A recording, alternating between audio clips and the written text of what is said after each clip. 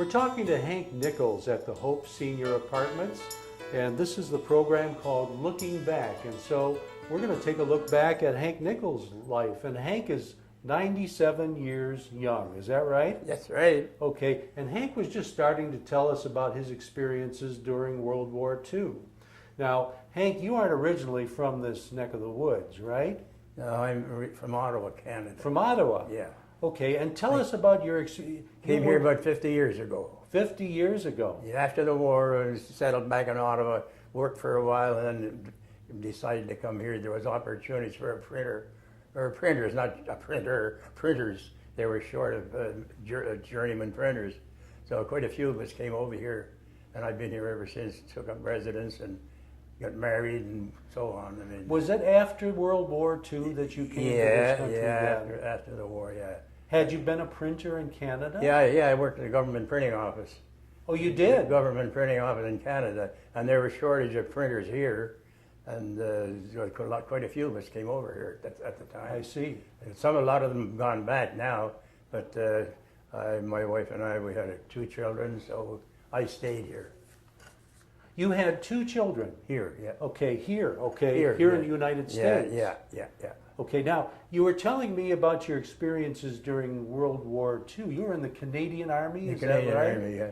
Okay, tell me more about that. You were in England. Well, we were in England at the time. We were getting ready for the invasion, and we were bringing material, all sorts of things, from the north down to the south. And I'm on motorcycle taking a convoy up there.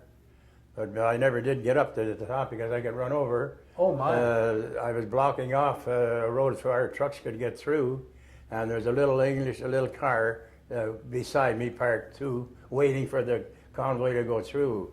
So then when it went through, I'm got to get to the front of the convoy again, block off my next corner. Well, I get started off to go, so the little car started off to go too, and hit me, and I was dragged underneath the car, and I was lying lengthwise. If I'd have been lying sideways, I might have been run over. I imagine I would have been, I don't know. But I was lying that way, and I was just dragged on the road, and that was the end of my war service. From then on, I worked in the office, in the orderly room of the unit I was with. So you stayed over there then and yeah, just did other things? Yeah, I didn't want to go home, and I was okay. And now I got a bad leg now, but that's nothing to do with that. But I wanted to stay over, so I did, and I worked in the orderly room from then on. So you're only running half marathons now, is that right? Yeah. Okay, so Yeah. how did you get into printing? Tell me about that. Well, when I went to technical school. In Canada, or? In Canada. When I was a young lad in Canada, yeah. My education after low school, I went to high school, and they had a printing division there, different trades you could take, auto mechanics or whatever. Well, I took a liking to the printing trade, and I went to that class. So all my classes went to the printing division. I see. So when after 3 years, I got out of the school, and I went to a printing shop not too far away from where I was, and they took me on as an apprentice. So I got my training, learned the printing trade, and when I was finished, I stayed there for quite a while. And then the government was looking for printers, the government printing office. The government of Canada? Yeah, okay. They were looking for printers.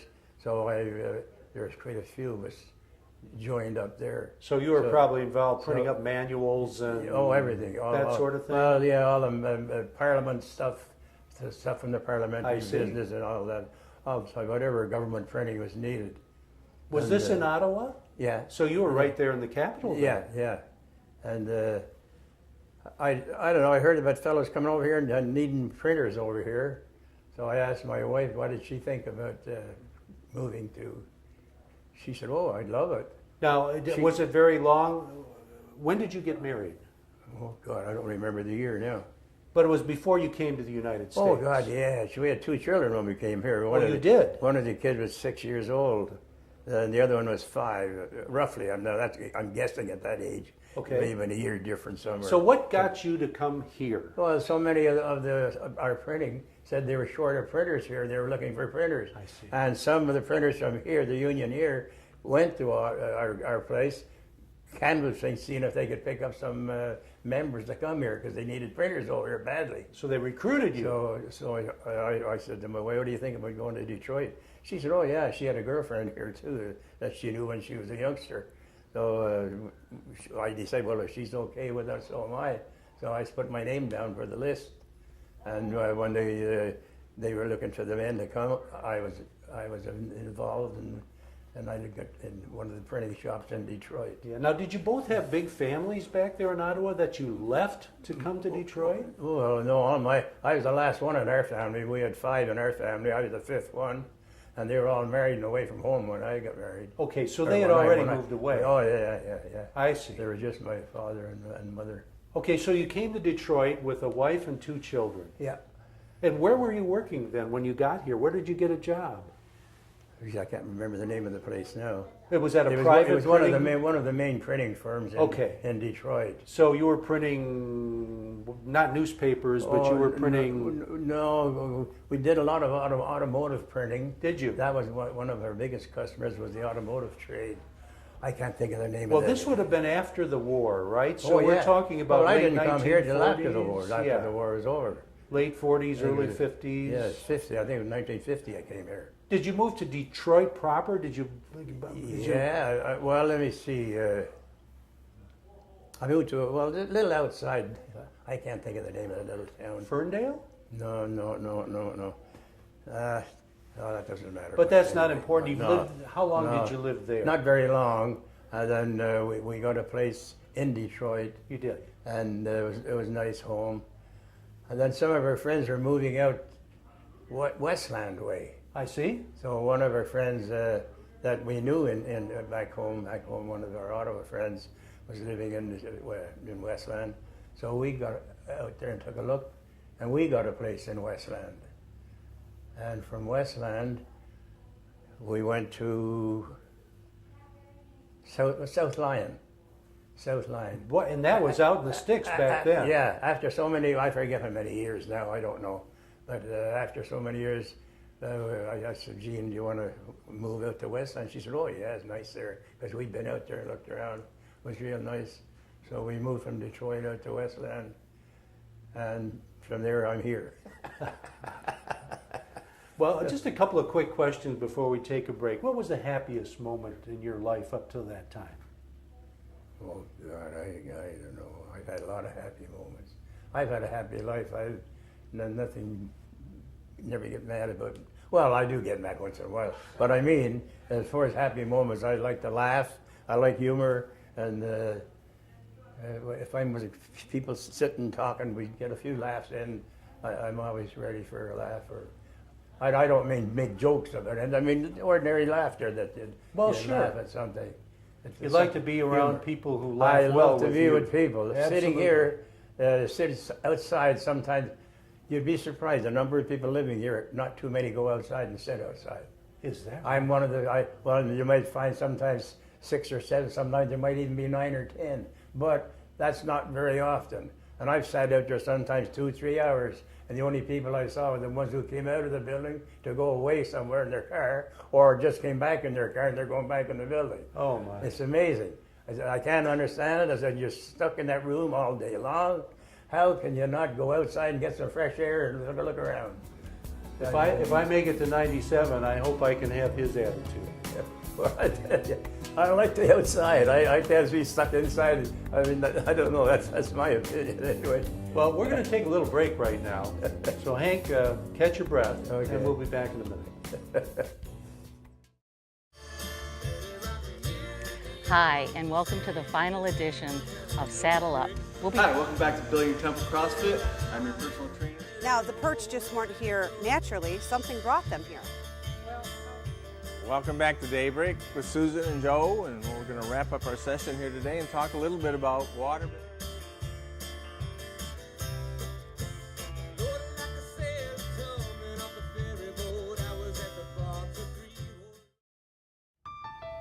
Hi, this is John Oetjens, and we're back again on our new program, Looking Back. I'm sitting here with Hank Nichols, and we are in the Hope Senior Apartments in Oxford. And we were chatting about Hank being in the printing business and living in Detroit after coming here from Ottawa, Canada, after World War II. Hank, by the way, is 97 years old. So Hank, okay, you moved to Detroit. Whereabouts in Detroit were you living? First we lived, I don't know if I can remember Oh, these you said you things, moved west. You moved to yeah. Westland. Yeah, I went to Westland, and then not back to, South Lyon. South Lyon. Okay. South Lyon. And that's where I came here from, South Lyon. And this, again, we mentioned before, was shortly after the war, so South Lyon was out in the country back then. Well, it still is, but it was even more then. Well, it was a while after the war. I was a few years in Detroit. Were you? Working in Detroit. I worked there for, I would say, maybe 2 or 3 years. And then I got wanting to move somewhere else, and that's we went to Westland. So was printing your career then? Yeah, I learned that when I went to high school. That was one of the trades that they had in this high school. And you stayed in that until you retired? Yeah. I see. Now, Yeah. you had 2 children. Tell me a little bit about them. Well, the first one, he was in the Air Force when he got old enough. He was in the American Air Force, and the other son was a year younger.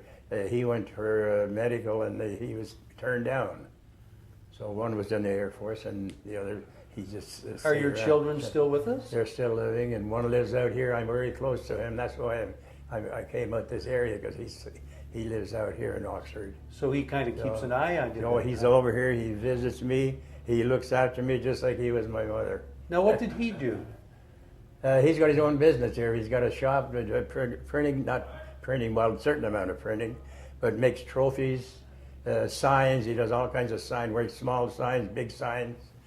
He's in that type of way. And the other fellow worked at Sears for years. Really? And he retired. He's retired now. Now, he doesn't live around here, though, right? No, he still lives in South Lyon? no, I can't remember it. Oh. What was your wife's name? Jean, Jean. yeah. Tell me about Jean. How'd you meet her? Well, where I worked in Ottawa, we used to do a lot of work, farm work. I don't mean farms, but farmed out some other people. And we did a lot of the government printing. They needed certain jobs that they needed help on it. And where I worked, and then we used to employ through the week nighttime work, and we got girls from the Canadian printing division. And she worked in the bindery with the girls' department. So she came a couple of nights a week and worked at our shop because we were so busy. And she got herself a couple of nights overtime working at our place besides her own job. Well, I took a look at her, and I kind of liked her. She was what? Yes, I kind of liked her. And we went out a couple of times, and after about 6 months, I said to my mother, I said, Mother, I think I like Joanne, or Jean. She said, yeah, nice girl. I said, what would you say if I got married? She said, well, that's up to you. That's your business, not mine. But she does seem a very nice girl. So we eventually, Jean and I got married, and then we have 2 boys, and we were very happy. Now, did Jean stay in the printing business? Yeah, she didn't stay too long. She did stay for a little bit longer. But after we got married, she didn't work. She stayed home and looked after the house. That's like they did in those days. They went and worked on what's said. So did you live in South Lyon until you came here, or? Yeah. Okay, and how long have you been in the Oxford area now? Oh, about 2.5 to 3 years. But it'll be over 2 years anyway. Okay. Yeah, I don't know just how much, maybe 2.5. But, yeah. See, I'd been out here before because my younger son lived out here. So we visited out here a few times, and I kind of liked it. And I said to Jean, how'd you like to move out near Bob? She said, oh, that'd be nice. So we moved out near Bob. Is Jean here? No, she passed I'm away sorry. about 8 years ago. I didn't know. But I wish she had to come here. Wish she could have come here. They all liked her because she was a good girl and she had a lot of fun. Did you ever think about how the printing business is different today than it was then? Is it ever different? When I first started as an apprentice, I used to have what they called a type case, and all the letters were in different boxes, and I had what they call a stick. And you could make your different measure, you could set it to whatever, then you picked up one letter at a time and put it in the stick, and that's how you set the type. Right. And then they brought out the linotype, monotype machines, and the next thing you know, there's no more of this stuff. Well, there was for certain jobs you had to use for the big letters, big stuff. You had to do that. But the camera work did most of the printing after. But it was a good trade to learn, really was. Used to take about 4 years. I think now they learn the printing trade in about 6 months. I don't know. It sounds to me like if you had it all to do over again, you'd do exactly the same. Oh thing. God, it was good. It was great work. I loved it. I loved it. It was a great trade. Great trade. What was school like for you back in Canada? Do you remember? Well, what I do remember, school was pretty good. I went to the 7th grade until I was what's the word? When you leave school, Graduated? Graduate. I couldn't. That's the word. That's what I say now. I have trouble finding the word instead of graduated from grade 7, and I went to high school for 3 years, the technical school, and that's where they did the printing. That's where I got the first inkling of the printing trade in the trade school, because they had the department there, and the teacher of the printing division thought that I was a good candidate if I wanted to be a printer. He would suggest a shop for me to go to. So he inquired at the shop if they were looking for an apprentice, and then he asked me would I like to learn the printing trade, make a trade of it. I said I sure would, because I like it. Mm-hmm. So I went and then learned the trade there after 4 years. So we got taken into the union. Then that was the end of my printing division. You've had a very interesting life. Thank you for spending this time with us. We really appreciate it. Well, I've enjoyed my life, honest to God. Okay, we wish you the best of luck, and we hope to see you again soon. Thanks a lot.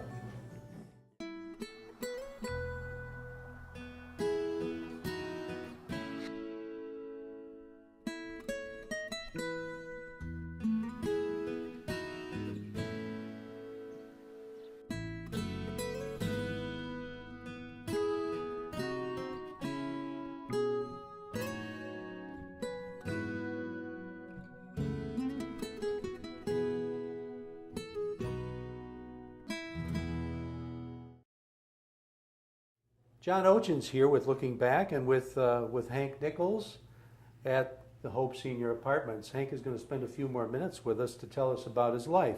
97 years old, if you can believe that. Hank, you mentioned the war.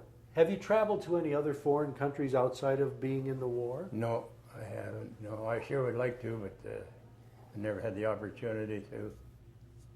What was the first, here's a good question for you. What was the first movie that you ever saw in a theater? Oh, God, you got me there. There's one from left field. It would be a comedy for sure, or one animal or a comedy for sure. You got one there? Well, you probably know, but it might have been a silent movie. Felix the Cat was always that went back quite a ways, didn't it? That was always a good comedy, yeah. Did you have a favorite song? I love songs. I love the song. I love music. Do you? I love music more than anything. My son is a clarinet player and guitar player, and he is great. And I always wanted to be something in the music field, like singing. I love singing too, but I never got into it professionally. But did you and your wife music, like to dance? No. But an odd time.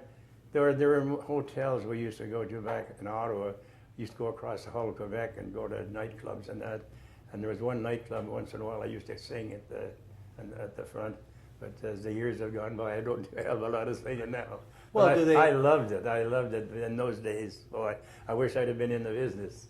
I'll bet that they have some things around the Hope Senior Apartments here with music, can't they? Yeah, you get to be an age. You don't sing now like you did when you were in your 30s or 40s. That's all over with. Did you have a favorite song?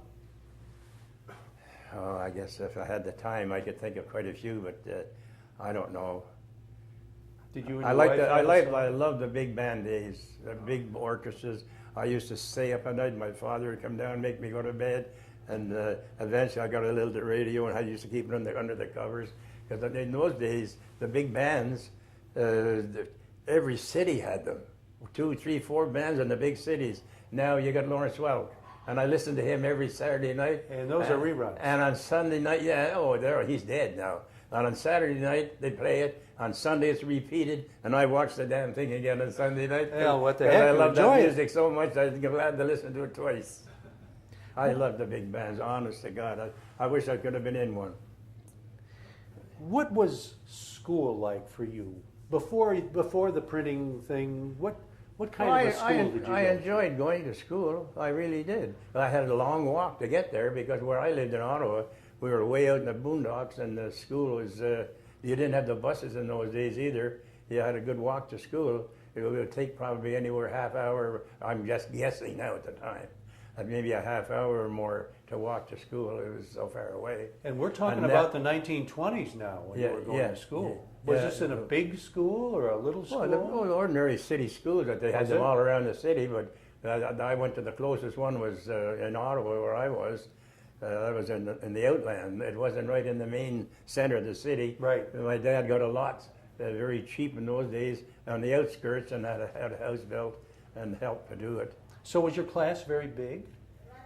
Oh, the average class, I'm going to guess at this too, maybe 20 or 25. It was an average size. You're an average school. Okay. All your rows of seats down and right that. I mean, it's just, Now, I know you were in Canada, but you were probably, maybe in high school during the Great Depression or something like that, about 1929? Yeah, it was rough. What do you remember about that? Well, I can remember that my dad wasn't working steady, and my mother, she did a lot of housework, but not a lot, but she did housework for neighbors or people that could use her, and that helped. And my brothers were just starting, maybe a couple of them were just starting working days, and the wages then weren't very, very much. So there wasn't too much money coming into the house at the time. Then as the years went by, things got a little better, and the boys got better jobs, and so everything turned out. Did you find that everything was that you were all kind of in the same boat back then with that? Or Oh, yeah. Did you feel like you were really doing worse than a lot of other people? Oh, no, well, even going to school, we had young fellows like myself that their mothers maybe made a pair of long pants for them out of their father's clothes and things of that nature. I don't say that was a big thing. That wasn't, I don't mean that you had to do that, but that was things that probably were done by quite a few of the kids' mothers that were good at needlework, did that, like my mother did that, because we had my father and 3 brothers who get clothes from to remodel and make for me. So One last question but I'll tell for you you the here. truth, now, living those days, yeah, I know it was a lot bad. It was bad, but there were people a lot worse off than we were. Right. I always said that we were so fortunate to do and what we did and get by, because even today I feel sorry for these kids that their parents aren't well enough to help give them the things that they need. You know. Sure. I feel that's bad. Now, do your ancestors go back in the history of Canada, or did No, they come England. from England? Yeah, my mother and father came to Canada. The oldest boy, George, was my oldest brother, and the rest of us were born in Ottawa. I see. Hank Nichols is here, and he has spent some time with us at the Hope Senior Apartments, telling us about his life on Looking Back. Thanks for joining us, Hank. We really Thank you. appreciate you taking the time. Thank you. Okay, this is John Oetjens. We'll see you next week. You're watching OCTV, Oxford Community Television, serving Oxford, Addison Township, and the village of Leonard.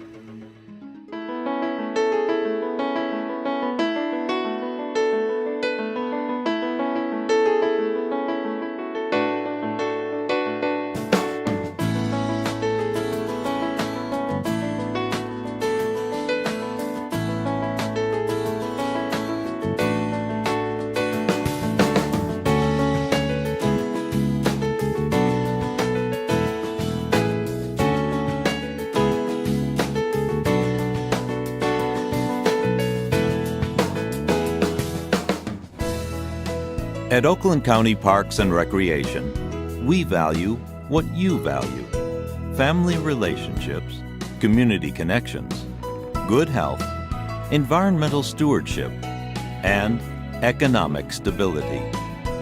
Oakland County residents and businesses have invested in preserving nearly 7,000 acres of parkland. Since 1966, 13 parks and golf courses have been acquired, maintained, and improved. Oakland County parks and facilities are made possible by millage funds supported by Oakland County residents. For a home valued at $200,000, the homeowner pays less than $25 per year to support the Oakland County parks. With every generation, families create lifelong memories at Oakland County's award-winning parks.